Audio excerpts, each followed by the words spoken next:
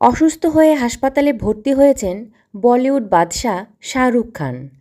আইপিএলে কলকাতা নাইট রাইডার্সের প্রথম কোয়ালিফায়ার ম্যাচ শেষে হিট স্ট্রোকে আক্রান্ত হয়ে হাসপাতালে ভর্তি হয়েছেন তিনি। তার দল কলকাতা নাইট রাইডার্সের খেলা দেখতে আহমেদাবাদে হাজির ছিলেন কিং খান। সেখানে অসুস্থ বোধ করায় শহরের কেডি হাসপাতালে ভর্তি করা হয় তাকে। ভারতীয় একাধিক সংবাদ মাধ্যম বিষয়টি নিশ্চিত করেছেন। আইপিএলের প্লে অফ ম্যাচ দেখতে আহমেদাবাদে গিয়েছিলেন শাহরুখ খান। নরেন্দ্র মোদী স্টেডিয়ামে মুখোমুখি হয়েছিল কেকেআর এবং হায়দ্রাবাদ।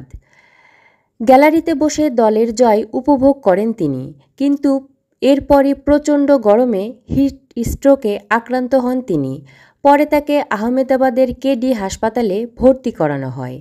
আহমেদাবাদের তাপমাত্রা ৪৫ ডিগ্রির ওপরে থাকায় গরম সহ্য হয়নি শাহরুখ খানের। দেশ ও বিদেশের তারকাদের বিভিন্ন তথ্য জানতে চ্যানেলটি সাবস্ক্রাইব করে পাশে থাকুন। সবাইকে অসংখ্য ধন্যবাদ।